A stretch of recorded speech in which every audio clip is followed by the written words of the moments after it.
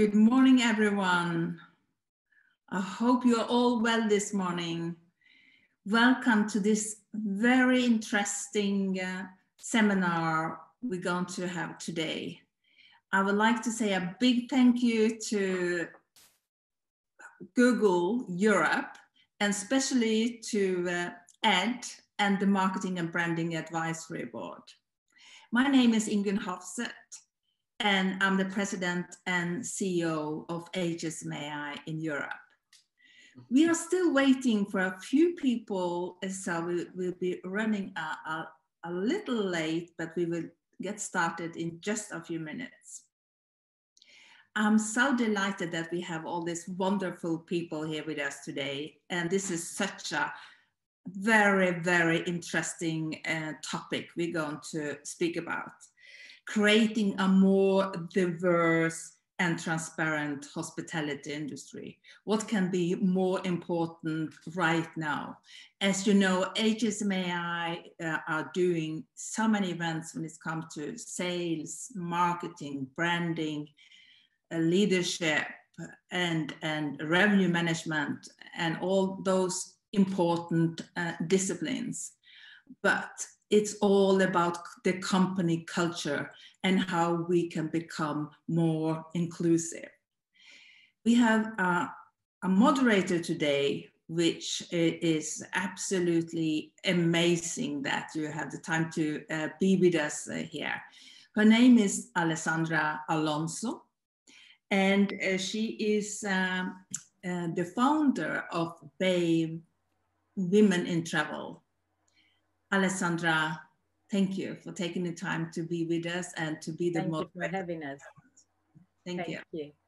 Yes, good morning, everyone, and welcome to all our distinguished guests and panelists and breakout room facilitators. And of course, welcome to all of you in the audience, and thank you for joining us.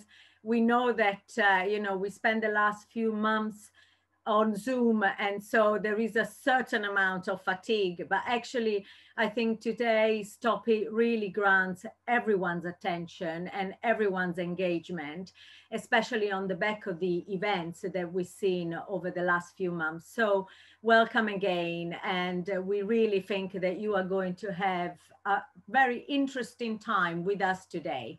So let me just give you a little bit of an overview of what's going to happen. First of all, good morning from me again. My name is Alessandra Alonso. As Ingunn kindly introduced me, I founded Women in Travel CIC, a social enterprise dedicated to empowering women and minority ethnics 4 years ago. This is our 4th year of operations.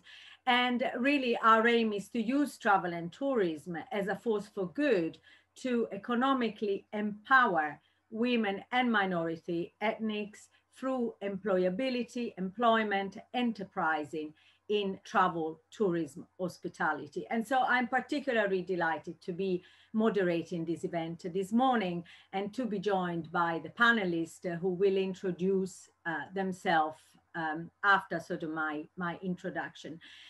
Now, as Ingunn said, this is a very important discussion, and today we have an opportunity, yes, to talk with our panelists and guests and to talk to you, the audience, about this, but we also want you to do a little bit of work and to help us as the moderator and the sort of contributors on the panel. We'd love to hear from you. Therefore, we have broken down the event in 2 parts. In the first part is going to be the panel and the speaker sort of talking to you and with you about sort of the topic of this session, diversity and transparency, and the sort of the important topic of sort of race and sort of anti-racism as well as part of the discussion. But in part 2, we are also going to allocate you, or we have allocated you 2 breakout rooms. And we are going to be therefore asking you to get involved in the discussion with the support of the facilitators who will be guiding the discussion and then reporting back into plenary. So the event is all in all 2 hours, and we are hoping to walk away from today very sort of enthused and engaged in the debate, perhaps having learned 1 or 2 things from our panelists, from our fellow sort of colleagues in the audience. And perhaps more importantly, we are walking away with some action. And I'm sure that you all have already started to sort of engage in this topic, but hopefully there will be more that we can do as a follow-up to this debate. I think enough with the sort of structure and me talking. Let's get down to business by focusing on some of the key topics. And I would like to sort of set out some of the background so that we put all of this discussion this morning in context. Now, what has happened this year with the whole Black Lives Matter, the sort of ongoing debate around the Me Too, is that we have seen a sort of sudden shift in the conversation towards a much greater focus onto diversity, onto race, onto indigenous people and minority. And this is not new. And when we come to this from a corporate perspective, we know that there has been already a lot of research around the value and the importance on this discussion. So let me read you something from recent research from McKinsey that says that companies in the top quartile for racial and ethnic diversity are 35% more likely to have financial returns above average. So let us think, let's think about this. Let us sink in, because 35% more likely, it's a big number to be above the average in having financial returns, positive financial returns. Companies in the top quartile for gender diversity are 15% more likely to have financial returns above average. And this is not just about women's on board, it's about sort of the whole spectrum. Also, it's true that companies who are in the bottom rather than the top are a lot less likely to have financial return above average. And that is sort of statistically less likely to have financial return above average. So basically, it's not just that they are not leading in the top league, they are actually falling behind all others. And when it comes to the hospitality industry, there has been research around the hospitality industry as well from different quarters. There are several organizations that have undertaken this research, certainly across Europe, in some cases in the US. And here I am quoting research from sort of American academia that says that in hospitality, diversity, it's even more important, and in a way influence the academic, sort of the financial aspect, even more so, because of the type of services that hospitality provides, because of the fact that there is a much greater focus on interaction between the guest and the staff. So the guests, of course, want to see themselves represented in the staff and in the company that they are using, and the hotels and the sort of they are staying at. And finally, if all of this wasn't enough yet to convince you, very recent research from ATA, which is the Adventure Travel Trade Association, says that, simply from a commercial viewpoint, if we can tap and really maximize the potential of diversity and minority when it comes to looking at them as our customer, well, how much was spent in the US? So 36% of US outbound traveler identify as non-white, race or ethnicity, and collectively That's 22 million adventure travelers of color, representing a staggering 51 billion in annual revenue. So here you go. Not only there is a moral obligation to an unethical sort of argument for considering diversity and minority ethnics and strategies to support and engage, but actually there is a very obvious commercial argument. We want this customer to stay with us. We want this customer to spend, you know, their time and their holidays. And those customers, even though we are in a difficult time and we should acknowledge that, we know they will return. And when they will travel again, you know, we want to make sure that we capture this audience. So this is the background. Now, a little bit about the reality, because actually, you know, what we saw and what you will see in the breakout room when HSMAI undertook the survey in the last few days, you know, we sense that some people perhaps hadn't witnessed or perhaps hadn't quite appreciated the extent that sort of diversity influences our cooperation, our businesses, our corporates, and our activities. So I want to give you again some example around that of what the reality is like. Well, let me start by saying that, you know, there is a Declaration of Human Rights, UN, and of course, rights are recognized, you know, as equal for everyone.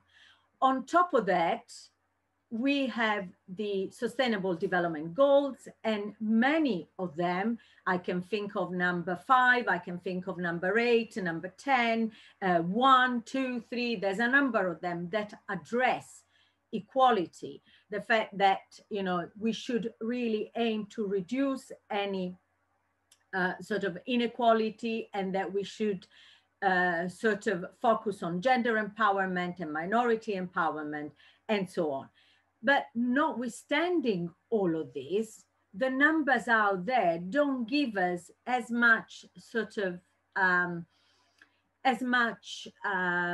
guess, support to the fact that, or as much conviction that we have sort of finished with our journey. But in fact, quite the opposite. We are very much still along the way to make things happen along in the journey. So for example, in terms of the minority, sort of the gender pay gap, PwC, sort of a UK research, said that there is still a gender pay gap of 14.7%.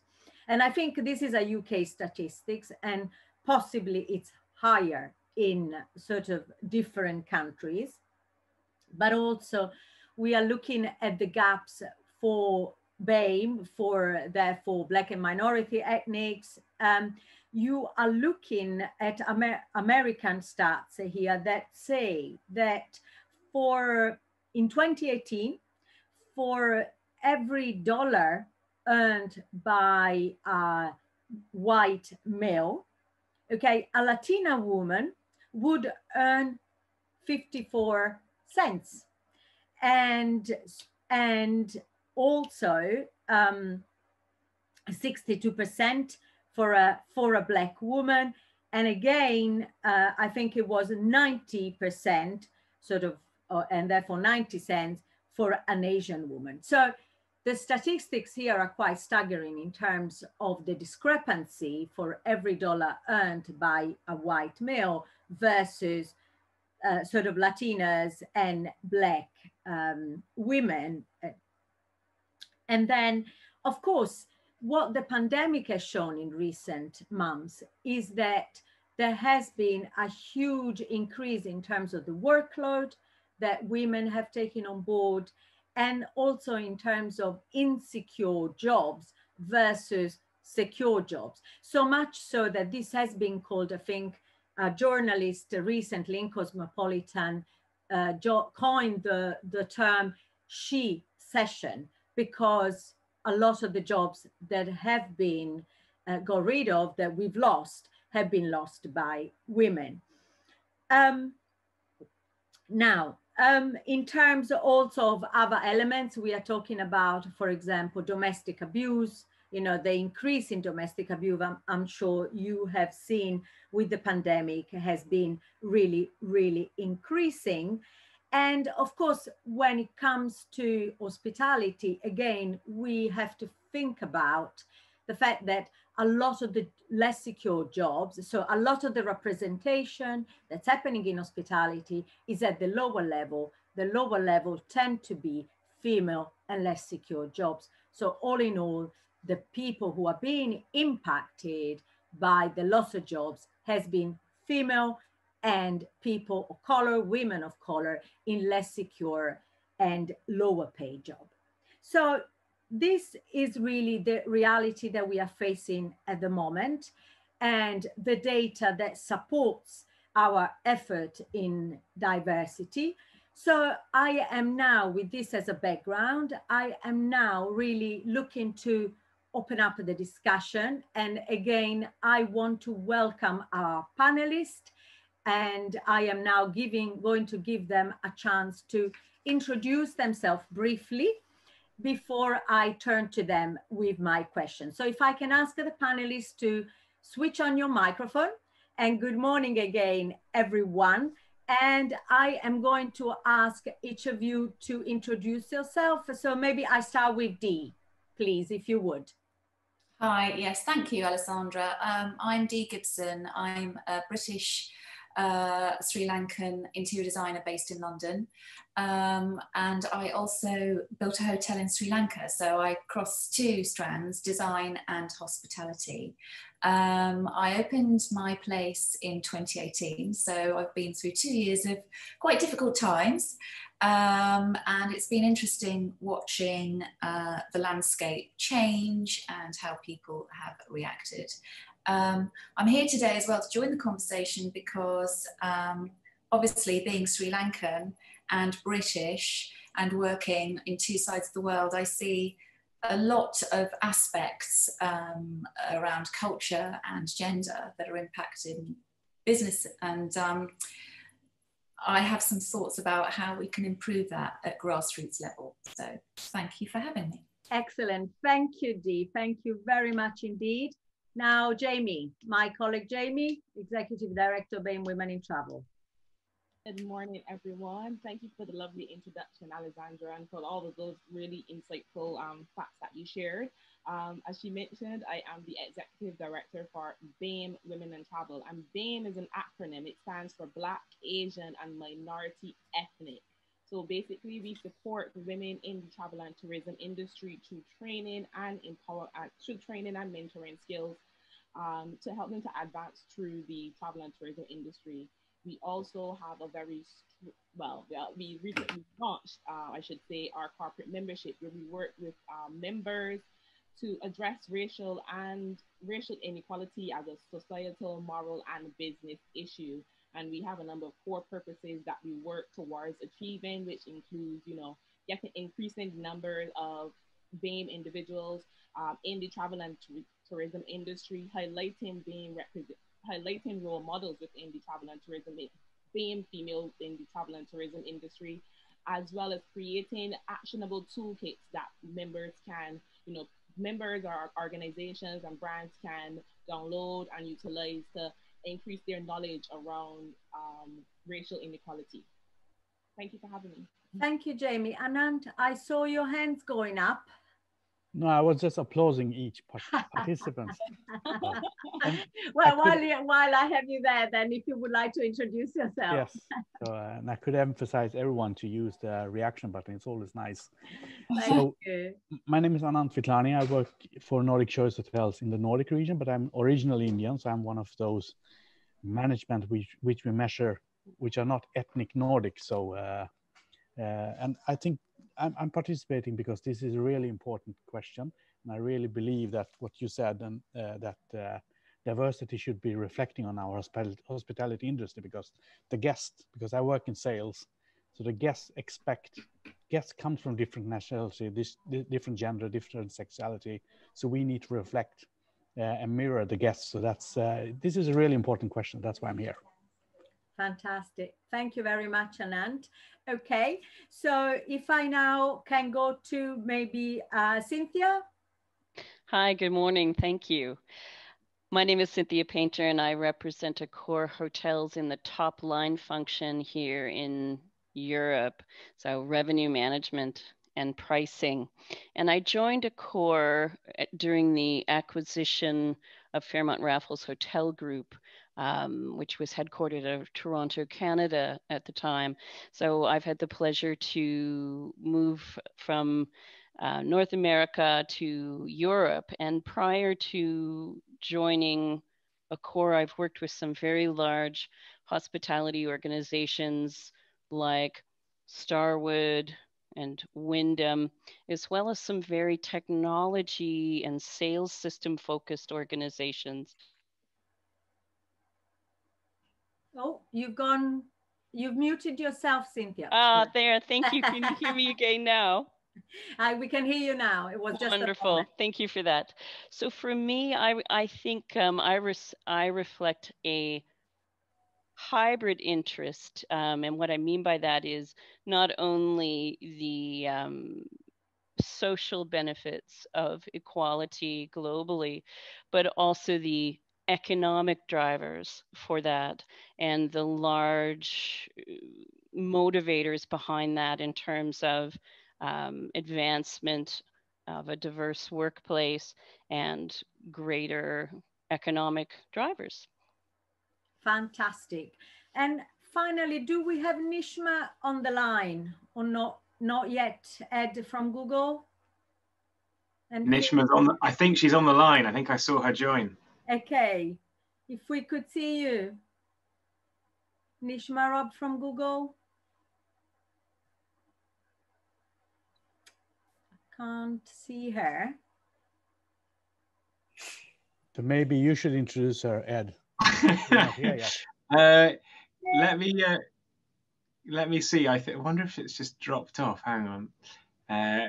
Well, let's come back. Let's come back to Nishma. Yeah, we can come back to Nishma in a moment, and she will introduce herself. She's got a background both in travel and technology, now at Google, so she perfectly fits in with the discussion, and I'm sure she will pick it up very quickly when she's back.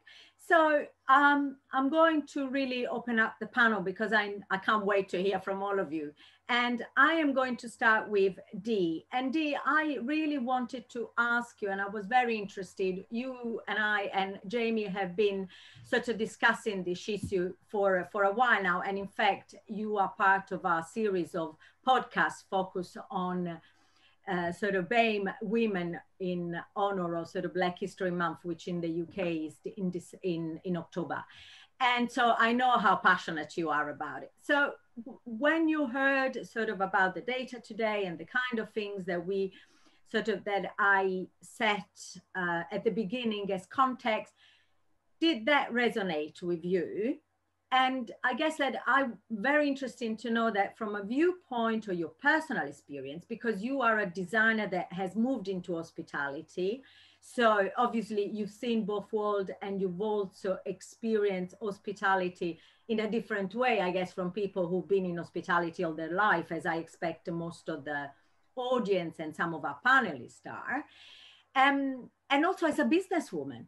So what is your experience and what are your reflections on sort of diversity in hospitality and some action that you said, you know, potentially could be taken? Yeah, thank you. I have to say, I was really shocked at the magnitude of the stats.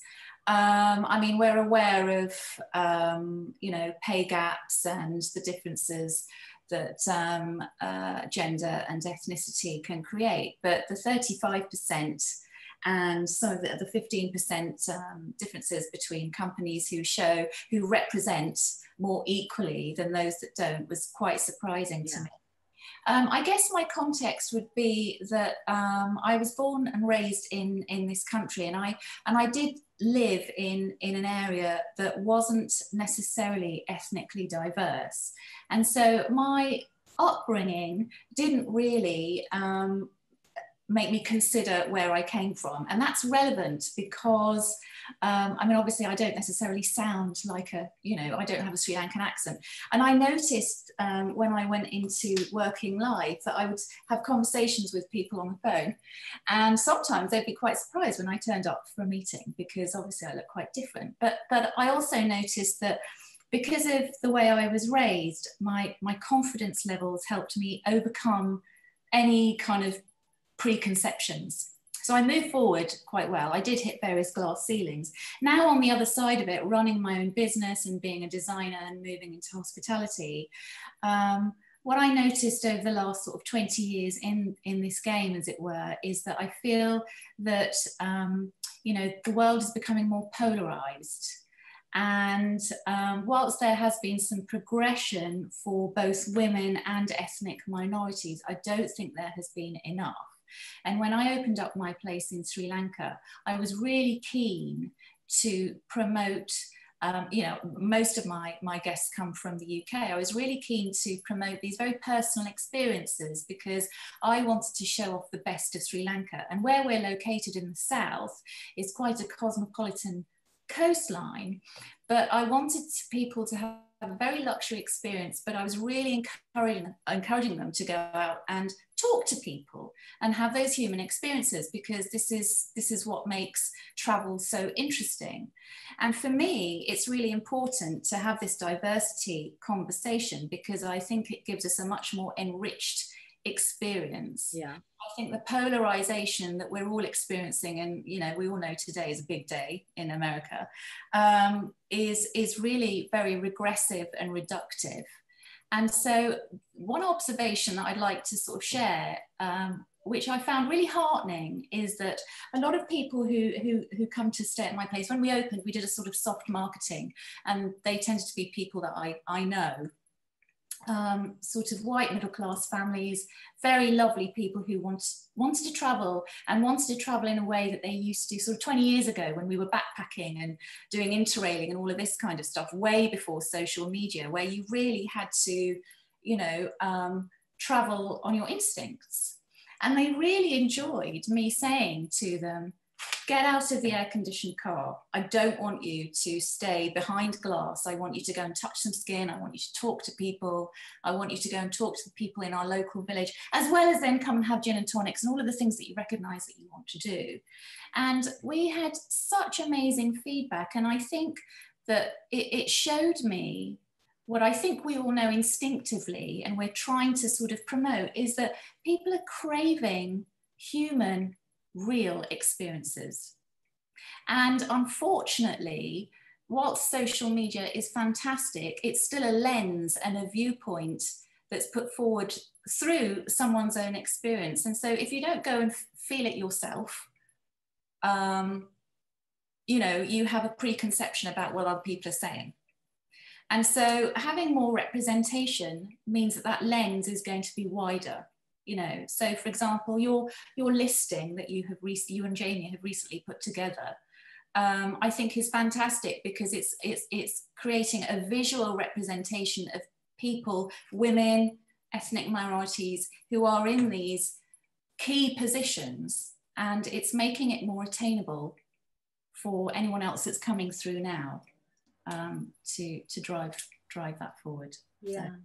Thank you, Dio. Some really interesting point. I think, as I said, you know, we need our customer to tell us more and more that, you know, they want to see a more diverse industry. And I think we also, in a way, need our customer to tell us, I'm not going to stay with you unless I can see, you know, that you are actively engaging in that conversation, in that discussion. But of course, I mean, both sides have to be sort of having that conversation. And I think that's really also what Jamie Lee and I are trying to stimulate with, you know, this debate and all the other activities that we are doing. And the role models are important, which is also why it's so great to have all of you today, because you are all role models in your own right for different reasons. And that leads me very nicely to Jamie Lee, of course, and to asking you some question around Jamie Lee, your experiences, because of course you talk to women every day. You talk to women from women of colors, women of sort of ethnic background through your work at BAME Women in Travel. On the same, by the same token, you are obviously a woman of color yourself. You come from Barbados, you moved to the UK, and you've been in hospitality and travel for a long time. So, what do you hear? What do these women tell you? What do these women need from the industry? And what's your personal sort of spin onto all of this?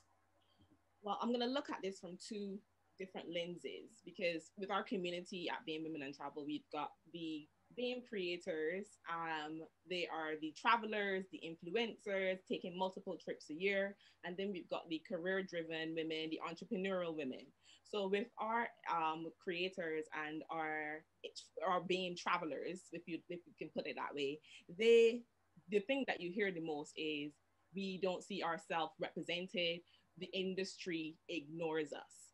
And it all drives back to the lack of representation within travel marketing and travel advertising and media, basically.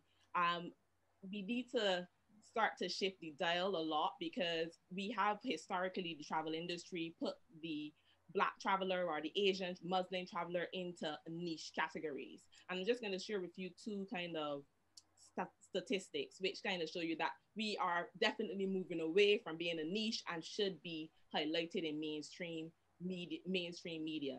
So with the African American travelers, I must note that these statistics are from the US, and there are no current study. There are lots of studies being currently done within Europe and the UK around the BAME Black traveler, but these statistics are geared to are from the US, and it says that that African Americans spend 64 billion on travel a year.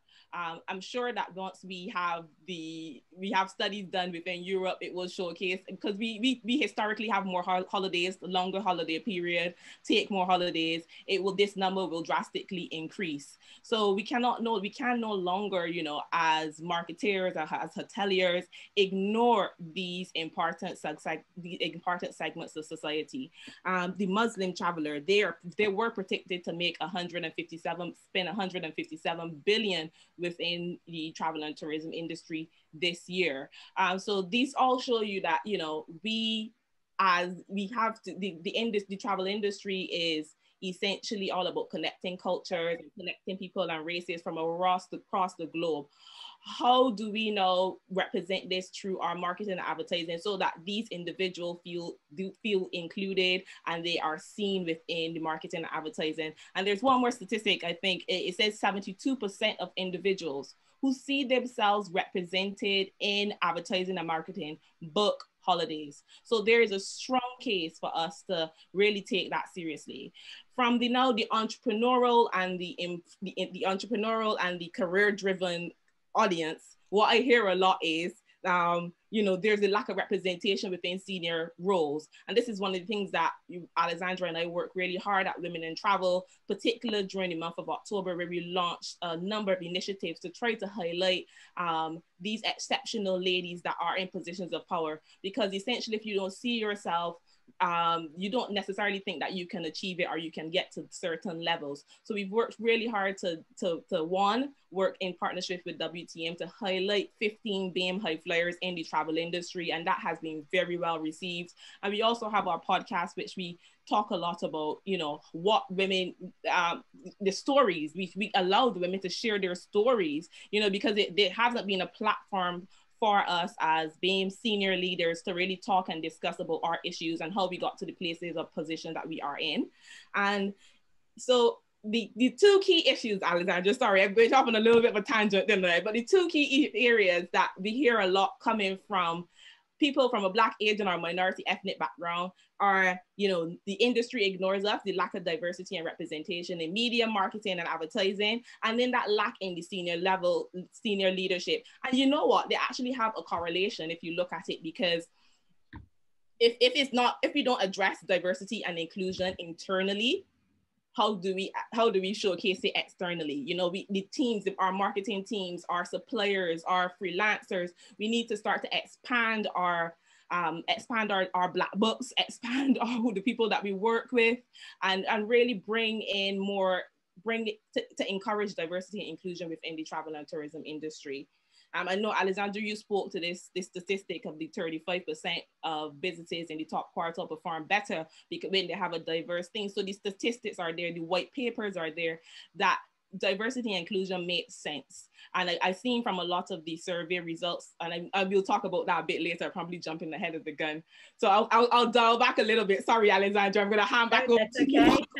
We know you are passionate about it, so I'm not surprised that, you know, your passion sort of is coming across now. So not to worry, Jamie Lee, and we are going to have more opportunity to hear from you for sure. But I'd like to turn to Nishma. Good morning, Nishma. Nishma Robb from Google. And Nishma, I would like to welcome you and to ask you to introduce yourself. And then as you come to sort of join this panel on diversity and sort of achieving more diversity and transparency in the hospitality industry, perhaps you can first give us a little bit of a viewpoint, you know, from where you stand from, and then I'm going to ask you a couple of questions as I've done doing with the other panelists, if that's okay. Yeah, sure. Well, good morning, everybody, and lovely to see you again, Alessandra. It's been quite a few years, I think, since I last saw you. So yeah, I'm Nishma Robb. I am a marketing director at Google. I'm responsible for all of our brand and reputation for the Google UK. Really, I've been at Google for 6 years, but started my career probably a good 26 years ago, actually, in media and publishing, and then in teletext. And teletext, for those of you who still remember the platform, the service that was in the UK, it had a very significant role in helping with travel distribution. So I suppose really kind of fell in love with the travel industry and got very involved in it in the years that I was with teletext, which was about 10 years. I then moved on from there into various other roles, you know, partly in travel, and then moved kind of further away back into advertising and media. I, as well as throughout my career in terms of kind of travel and technology and media, I'd say probably in the last 10 years, and I'll explain why, but the last 10 years have been, certainly found my voice and my feet and my action in terms of really driving and campaigning for equality. Predominantly, you know, I suppose it started out very much thinking about gender equality, but really recognize the intersectionality that we face. And as somebody, as a person of colour in the UK, and probably of a different social class, because I think we have to remember all aspects of equality and our backgrounds, is also around thinking around actually how do we really bring around that equality. And I have a phrase that I've used often with my team and my colleagues is, I work in London. I love London. I love the UK. I've always born and lived here my entire life. But what I would see around me in the communities or my journey into work was not reflected in the spaces around me, in the various offices and meetings and things that I would be in. And recognizing not only the clear business case, but particularly when you work in marketing and advertising and media, but to be honest, it's relevant for any business, but particularly when you work in a part of a business where you are responsible for creating stories and shaping opinions and shifting perceptions, even more so the responsibility reflecting the reality and authenticity of the world that we live in weighs heavy on my shoulders and should on all others as well. I can certainly reflect and have done in terms of my own journey and my own career, but also my upbringing. You know, so I certainly lived in Britain, as I said, born and lived in Britain all my life. As a young girl, have experienced racism of the 70s and 80s in the UK, have seen the way that we've evolved and emerged in terms of a more tolerant and conservative society. Of course, still racism exists.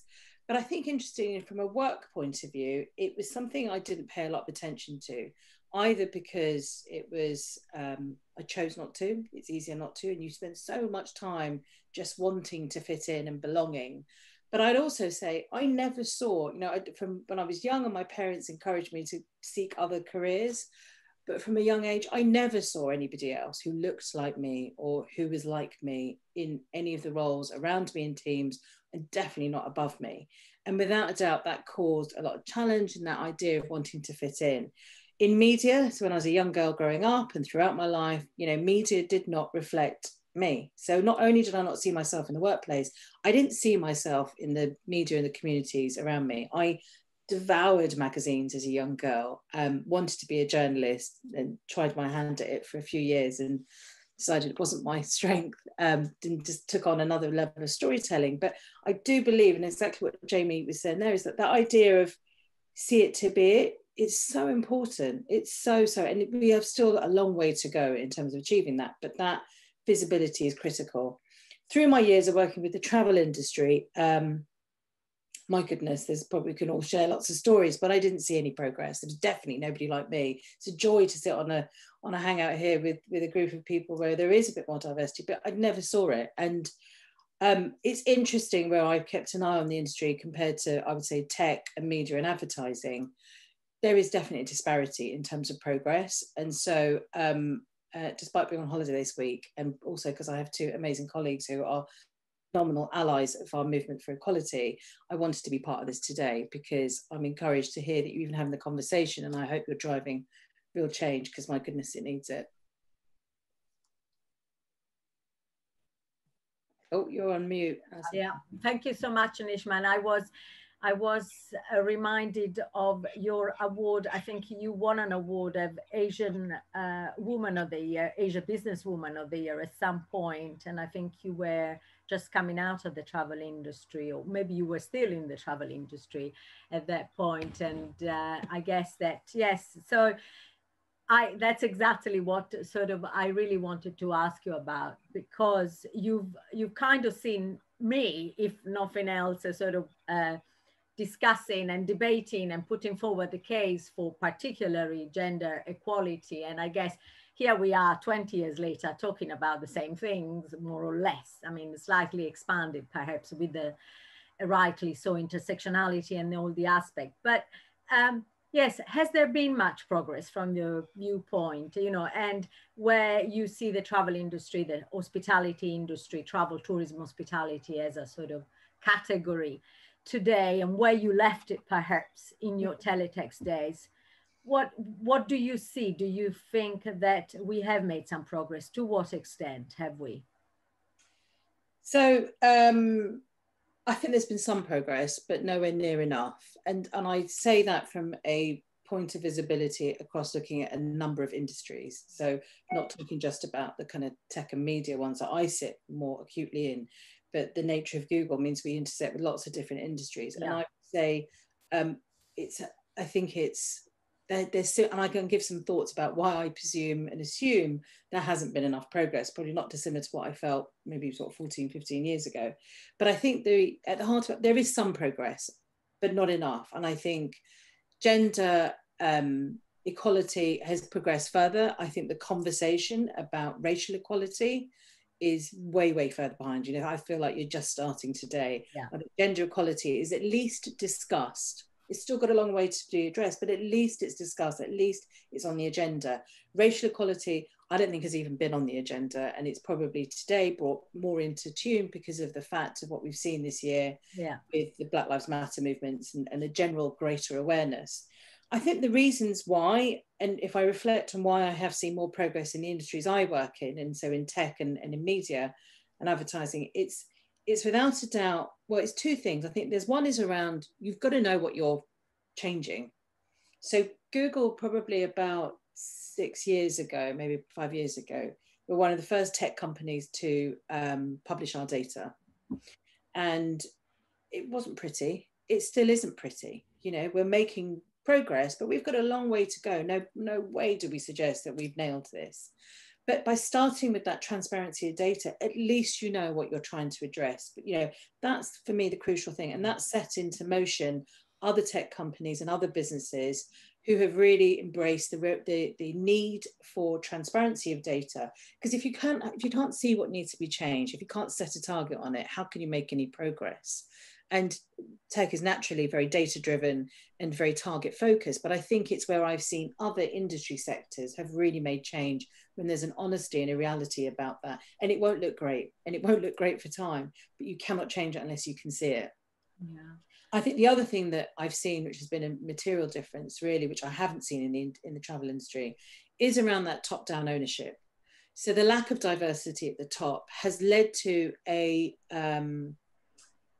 reluctance, let's call it, a reluctance to really take any action. It's been easier to push this further down the agenda. It's easier to delay it or defer it, or to, you know, it's complicated. There's lots of issues in the travel industry that need to be addressed. Gosh, this year more than ever, it was easy to defer this. But without that top-down ownership, and without recognizing that actually this is part of that business plan, whether it's for recovery or restart or just general growth, without it, actually you're always kind of missing a wheel. And I think until there's a greater realization and adoption of that, and I hope this is the year and the time to do so, because actually this is the opportunity for travel to reinvent itself. It's more important than ever before. I think there's a chance to do that. I think gender equality was addressed because of the volume of women, particularly at the more junior levels in travel. That was addressed. It was about their progression and development, but racial equality hasn't been. But when we are a more, you know, we're a society that travels. The people you're selling to travel more regularly. So you're either missing out on opportunity, or are you actually being able to kind of create that relevance? But the fact is, you need to think about recruitment and relevance. You're missing out on some of the best talent simply because you're closing your doors and not inviting them in. You're missing out on the opportunity to have authentic stories and reflect communities because you don't have that mixture. You know, for me, one of the things I've seen so acutely in our work has been the strength of having diverse teams to the output of the work that's delivered. And I cannot stand more strongly by that. And we have enough proof of the work that we do regularly, but also how regularly we have to keep ourselves, you know, it's an ongoing change. There is no silver bullet. You know, we think about pipeline of talent. Travel industry needs to think about where's its talent coming from.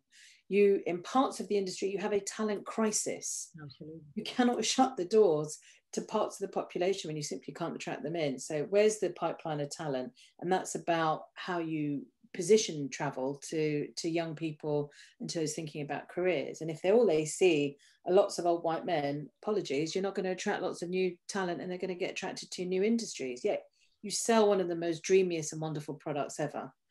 If you don't think about the recruitment process and thinking about how there's more fair and equitable ways of doing that, and then most importantly, progression and seeing people in positions of power. But most importantly, as I see it, you won't make progress until you have targets and quotas and data. And the one thing I would say with hopefully everyone on this call, and I call out Ed and Finbar here, who are my colleagues here, allyship is at the heart of this. This isn't something that I hold or a couple of us hold. We all hold. We are all held to account. Ed and Finbar are phenomenal allies of all of our work in equality at Google. But that starts, it's not one person at the top, it starts at the top, and it's allyship throughout the organisation. And that's how you deliver change. And we've still got a long way to go, but I'm proud of the change we are making and the commitments that the people are making. The commitments to the fact that we're going to get it wrong sometimes as well. Every business, every leader will get it wrong sometimes, but owning up to accepting it and recognising that you have to keep making that. And pointing at the progress you do make is important as well. You know, what's the good stuff that's changing? But yes, that's how it's quite a long rant there. But no, progress, not enough. Please make more progress in the travel industry. Thank you, Nishma. I think that was fantastic and really resonated, I'm sure, with me, but with a lot of us. Two things I take away, obviously data, in fact, three: data and measurement, and making sure that you know what you need to change in the travel and tourism hospitality industry. Number two, allyship. We are doing a lot of work around allyship. We just produced an allyship toolkit. We are constantly talking about the fact that we can all be allied to someone.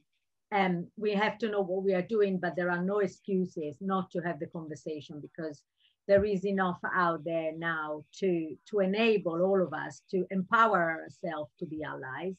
And the third thing is that diversity is a solution, not a problem. That's how I interpret some of the things that I said.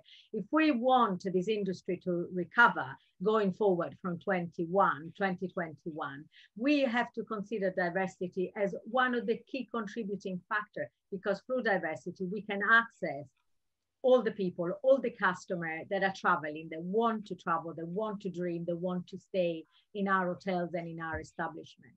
So again, this third point, very, very important. So thank you, Nishma. But aware of time, I'm going to move to Anant now, and really, really pleased to have you with us, Anant, again. Thank you. And I know that Choice has been doing quite a bit. I have been in touch with some of your colleagues. I know that some of them are really passionate about diversity. So tell us a little bit about the steps that you've taken, that the company has taken, and how has this resulted in benefits? Yeah. Practical things that everybody can learn from, if possible at all, Anand.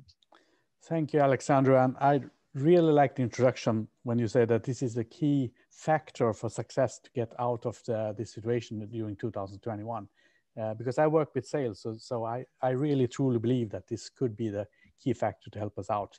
And I also have on with us Harald, who is responsible for our sustainability. He actually responsible for this program, but I'll try to explain. If I miss something, I'll ask Harald to just add on. That's okay. But we have taken these questions quite seriously in our company, and I think it's actually literally in the company culture, which is based from our owner. He Petter Stordal, and he really believes in diversity and works a lot to have inclusion for not only race but also sexuality, equality between gender and so on. So it's been really important for us. And what I believe the key things we do is that we measure the figures, and we just don't measure amount of female, or we don't measure amount of different nationalities. We measure it. So we measure it with the perspective that is this, for example, I think we have around 60 or 66% female, 65% female in the company. So and then we have taken actions and make sure that 65% of the leaders management team should also be female. So that's why we measure. So if we have, I think we have around 35% non-Nordic region based staff in our company. I think they come from 190 different countries. But if you look at the Nordic region and see those who come outside Nordic, it's around 30%. It's outside Nordic. But so we should aim for having an equality in management. So they should be approximately the same percentage in management. And we are not fully successful there yet, but we measure it and we take actions to see what can we do to improve those things. So for example, the thing we released before COVID now, we released a totally new structure, but we have just paused it because of the situation. But something we call Movement, a talent program where we really find those people we would like to lift to a different level and spread the knowledge and improve the talent so we can actually get diversity in reality. But we also take a lot of different actions, like we do cooperations with governmental institutions like NAV in Norway, where we help people which are not which are outside of the work industry at all, to get them into our systems. And so, for example, in Norway, we have a hotel called PS Hotels, which helps people that have a lot of difficulties to get into any work environment. Many of them are from criminal backgrounds. They would like to change their life. So we help them through that hotel to practice and learn how to get into work. And then we help them out into our hotels.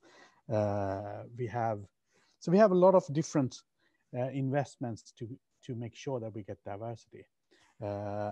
And I think one of the key things we are doing regarding sexuality is that we support Pride and make sure that we have an environment where everyone is welcome. And as a company culture, we are not so stiff that we tell receptionists that you are supposed to say this and act like this and be dressed like this. We'll allow people to look like they want to. If someone would like to come with, they're allowed to come with which gender they want to and be as they are in our hotels. So that's really important for us. Since I'm in sales, what we have done something which I'm really proud of, that normally salespeople are really hardcore measuring people who get motivated by figures, and they get incentives, monetary incentives. That's what we thought, but we realized that salespeople are actually more motivated by soft values and sustainable values. So we are actually, we have approximately 400 to 500 salespeople in Nordic Choice. So every month we select a salesperson of the month, and the salesperson of the month the incentive they get, the award they get, is that they are allowed to donate money to a sustainable purpose, which they like. So, and we have different topics which should be, so we are not only nominating a salesperson a month because they are doing something, they're selling best or doing most activities. We are looking what type of activities they're doing to improve, for example, diversity. We have a team of diversity. So, and they could improve diversity in the hotels or diversity with the customers. So a lot of salespeople, they do a lot of custom activities with the theme diversity and put measures and goals. So, and that leads to that they could be nominated and win the award salesperson of the month. So I think the key is measuring, taking actions, and live the culture and talk about it. So I don't know if I missed something, Harald, please join us and add to it. Thank you, Anant. I think you did a good job. I also want to add, because there's been talk about branding and marketing, and I think that's a really important aspect also to work with, and we see that as a actually differentiator, to be able to have different pictures in our ad. It's as simple as that, but we use that really as a way to differentiate from our competitors, which is quite different. You know, a hotel room is looking quite similar in the different chains and companies. So that's also a really good way to differentiate. And I just want to say also about transparency. What we look at now is, imagine if the guest can choose the hotel also based on diversity at the hotel, be fully transparent with that on our webpage and on our booking sites. So that's also something we're chasing at the moment. Wow, and that's fantastic, I think, Harold. Thank you for that additional information, and thank you, Anant, for your sort of example of practical activities. Again, I'm taking away some few nuggets of gold, I guess, that people who are listening can also go away and implement. And one of the things that really struck a chord is also the whole LGBT environment. And actually, I didn't give any figure up front, but I do want to say this, that, you know, through the Me Too movement and some of the sort of research that has been done, I read that in corporate America, 34% of women have experienced some kind of harassment. Now that goes to 37% if they are from a Latino background, and 43% if they are LGBT. And absolutely the LGBT community is the one that experience the highest level of harassment and even assault, because the research was dividing between the two. And that's really sort of an important statistics, again, to keep in mind. Now, we talk a lot about LGBTQ, and in the UK, I think as a group, compared again to, you know, the racial sort of debate, in a way we are more advanced, but actually the element of intersectionality that then are at play show that, in fact, when you dig a little bit deeper, there is still quite a lot of work to do, even in that area. So thank you for pointing that out, because it's an important discussion. And again, with regards to the marketing, Harold, I think that's a key point that we'd love the audience to take away, that if we are more transparent, more diverse in our marketing, it's completing in our interest. It's a solution, not a problem. That's what I keep on saying. So moving swiftly, because I know that we are about to hit the break, before we move into the breakout rooms. Cynthia, really last but not least, you represent Accor. I think it's probably the largest hotel company now, and certainly one of the largest, if not the largest globally. Lots of different brands across all categories. How do we address diversity across culture when, you know, inevitably culture comes to play into diversity? What is Accor doing about it? Can we be consistent across such a large group? Tell us a little bit about your experience and what you see happening in the company. Thank you. So culture is everything. And of course, there are many different agents of culture.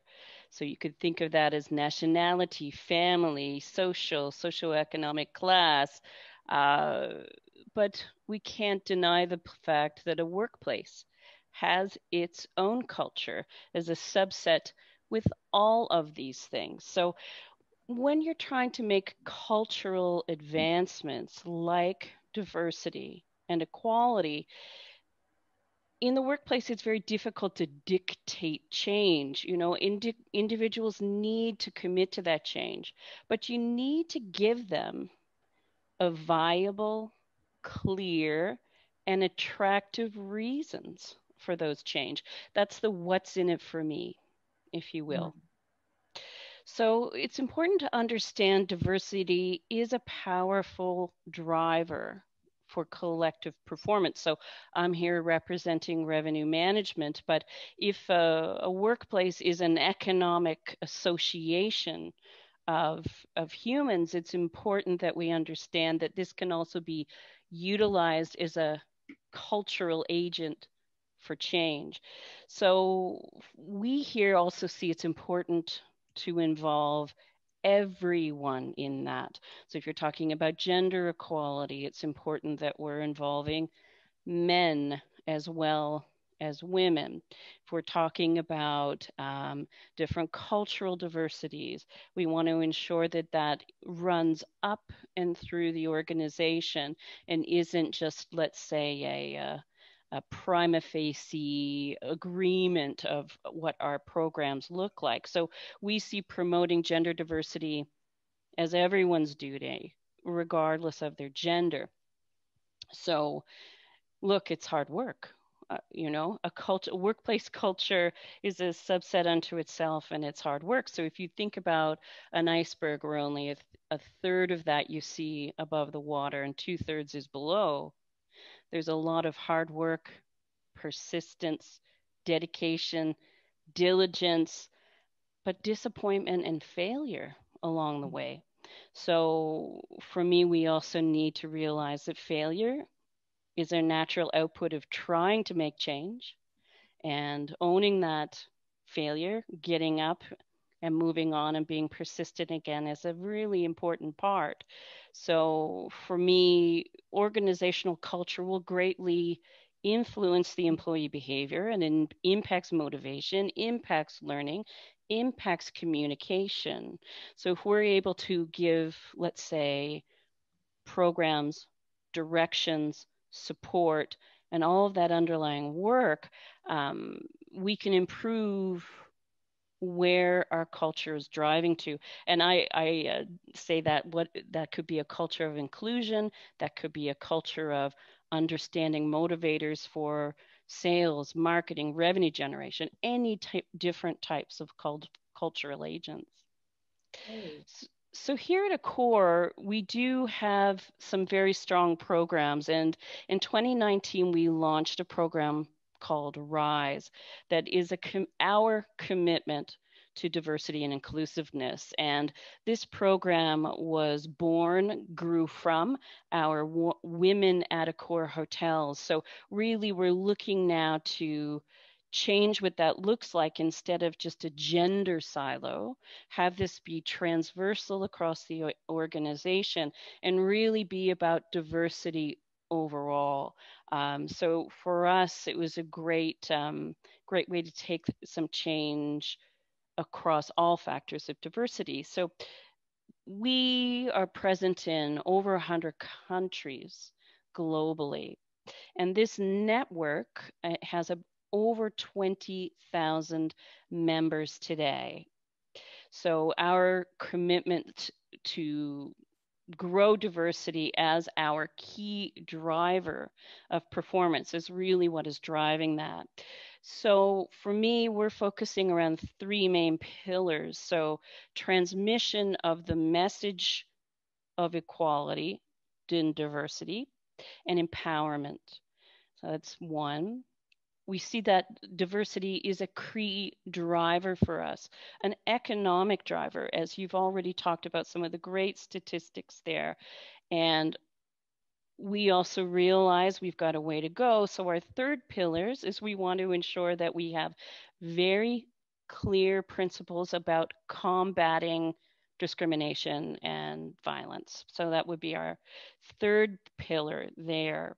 So about not quite 50, but we have about 42% of the members of this RISE community that are men. So for us, mentoring is a big part of that program, and utilizing mentoring to promote diversity and to strive to combat stereotypes, everyday sexism, sexual harassment.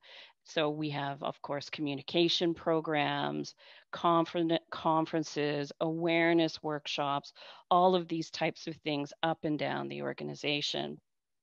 Transparency and commitment is also very key. And we've heard some of the members talk about using, you know, I'm very numbers focused. So if you want to call it a KPI or a metric or transparency. So that's also a big part of our program that allows us to get a view of, let's say, year-on-year performance as it relates to some of our diversity endeavors. And our company leader, Sebastian Bazin, also made a commitment at the United Nations as part of our programs to pursue combating pay inequalities and actively promote the recognition of all talents. So for me, it's not only about ensuring that we have internal transparency, internal drivers, and each individual making a commitment to change and demonstrating to them what that change looks like and the benefit of the change, why it's important for all of us. But it's also openly committing to making change and say, yes, I do want to move in this direction. So for me, that big commitment at the UN was really important, and it did spark a renewed interest for us in a lot of our programs. A masterclass in what to do. Thank you very much, Cynthia. No, really interesting to hear all of this sort of information and all this action that is being taken. And I think it's, you know, obviously there's a lot in there that requires a lot of efforts, as you said. And I appreciate very much the fact that you brought back a touch of realism in terms of, you know, understanding that there is failure in all of this. But that's the point, is not about, you know, not making mistake. The point is, I think, continuing the conversation, opening up, and then continuing the conversation in all of this. I think this was a fantastic discussion, and I have found in myself scribbling away loads of notes from all our speakers. So I want to sort of, in the interest of time, I want to first of all thank you all for really opening up and sharing all this really valuable information. And secondly, we started a little bit later, so inevitably we are running a few minutes late. Now, before the breakout, we are going to have a quicker perhaps breaks than we originally thought. So let's cut it down to sort of 5 minutes. And then we are going to open the breakout room, and attendees are being invited to join the breakout rooms they were assigned to and continue the discussion in your smaller groups. I don't know whether there is anything technical that Emil or Ed you want to add to this. Otherwise, I will see you into the breakout room in a few minutes. That's it. Yeah, take a 5-minute break. Should we say join your breakout rooms, which you'll be automatically assigned to at 17 past the hour, very specific. Yes, and then we are back here at 11:15 for the plenary, for those who hopefully can stay, the majority, and to feedback sort of and conclude the panel today. So thank you very much again to everyone, and see you shortly.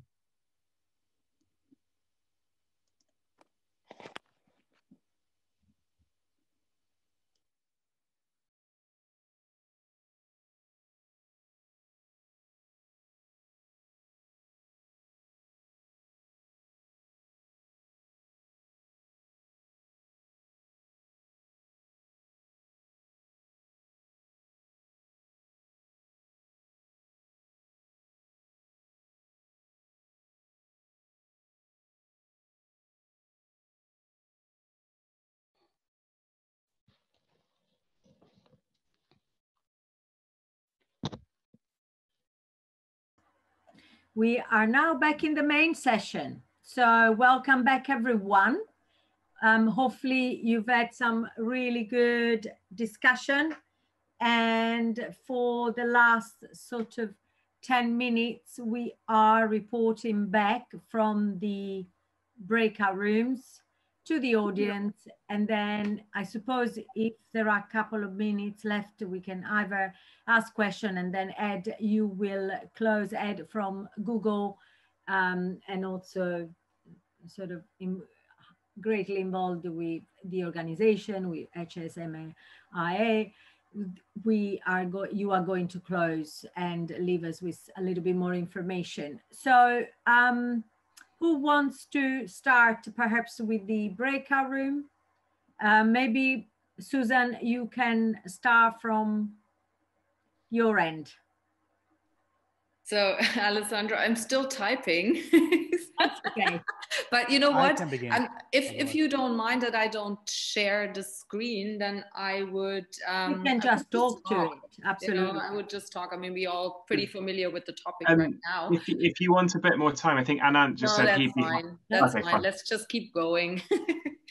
So, I mean, we had the task to find out, so what value does it actually have for companies? And I mean, some of the things were already, have already been said by Alessandra earlier, and also the panel. I mean, one big thing is the commercial aspect. There is, I mean, there's definite proof that the more diversity and inclusion you bring to your organization, the more positive financial impact it will have.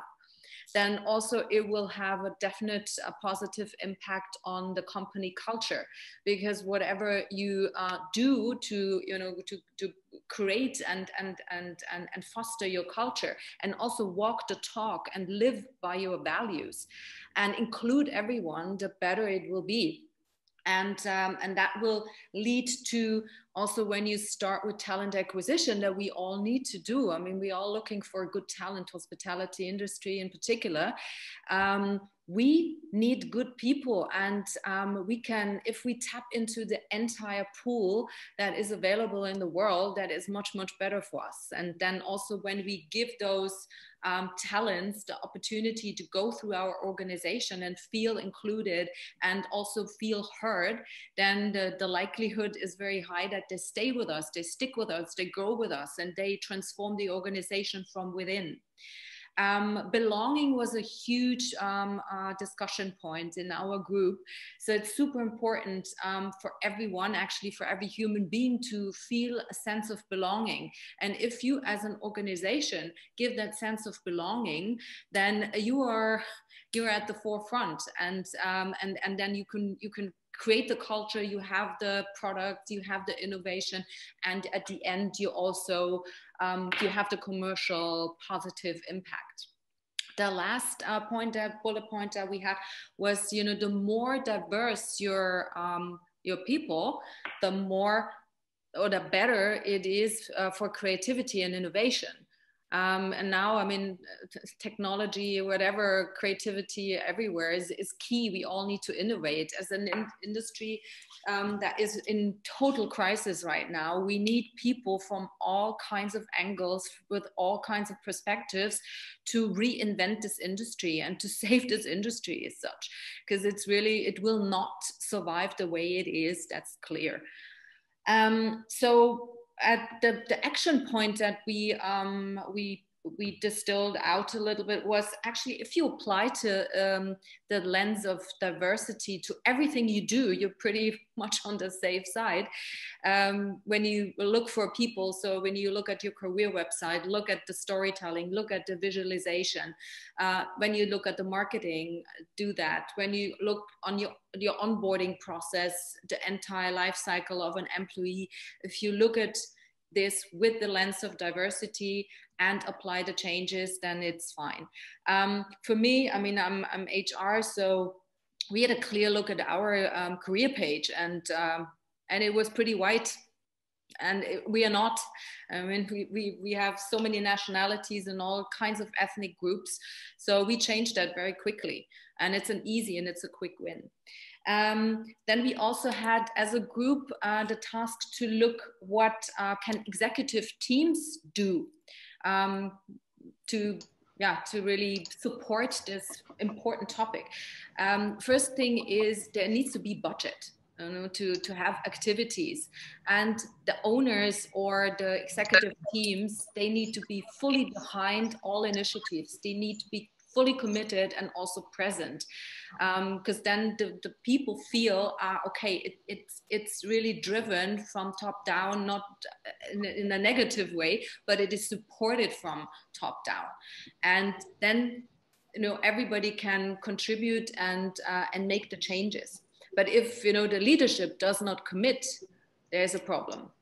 Then this executive team should create a leadership culture, a diverse leadership culture, to also make the change from that angle. And and building a culture anyways is key. Speaking from my perspective, I'm part of senior leadership team, and we have commitment in our senior leadership team. But I needed as an HR person who has the function and the task to implement these things, I need a lot of support from my peers, and I need a lot of support from a lot of people, actually, because I cannot do it myself. So this is something I would add from my personal perspective. So yeah, thank you very much. It was a great session. Thank you. Thank you very much, Susan. Just one quick thing, you said, you talked about the crisis, and one thing that really resonates, in fact, I wrote it down, is you said, as hospitality, we've had such a good time. We've been a bit in a bubble. We need to sort of stick our head above the parapet, come out of the bubble and understand what we need to do now to change things, because otherwise, the crisis will hit us even more. So it's time to leave the bubble.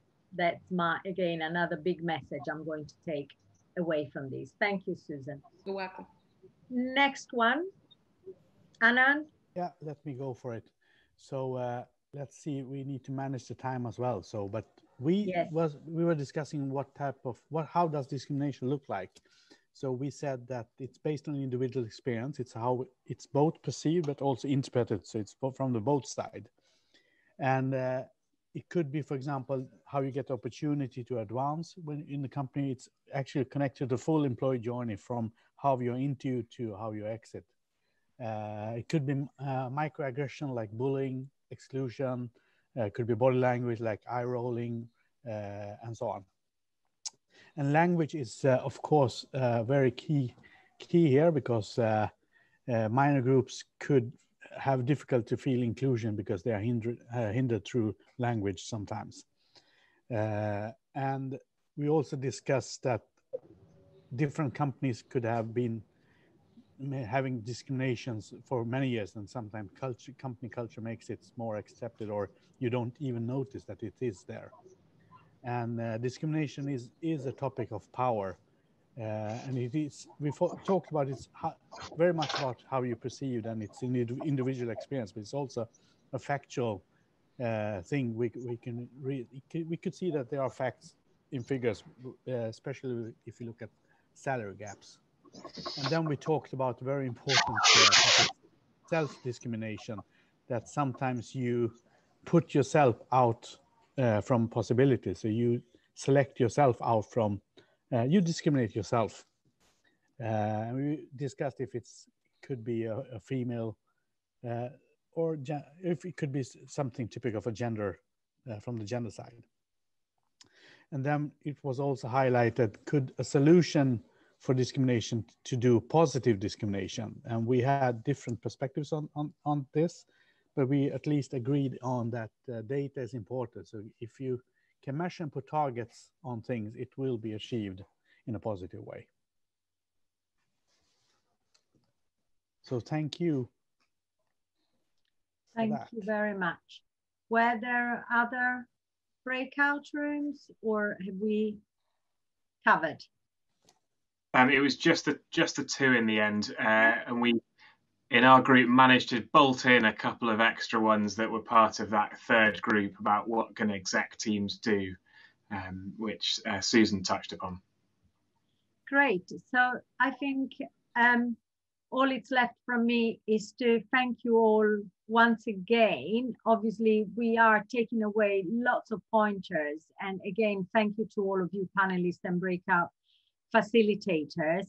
I guess, Ed, is for you now to conclude. And I know that, you know, as panels, we have been recording. So I suppose that many people will still have the chance to see this on demand. And I hope that many will. And then I'm sure it won't be the last time that we are having this conversation. I definitely encourage HSMAI to continue the conversation. And thank you again from Women in Travel. Absolutely. A huge thank you on behalf of HSMAI, on which I sit on the marketing board, on behalf of Google and on behalf of Women in Travel. Thank you so much. It's been an amazing conversation and lots of fantastic ideas.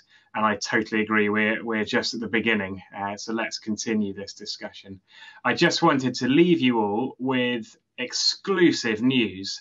That in partnership with HSMAI and Women in Travel and Google, we run a program called I Am Remarkable, which I don't know if anybody, I know Alessandra's done it, but I Am Remarkable empowers women and underrepresented groups to speak out about accomplishments.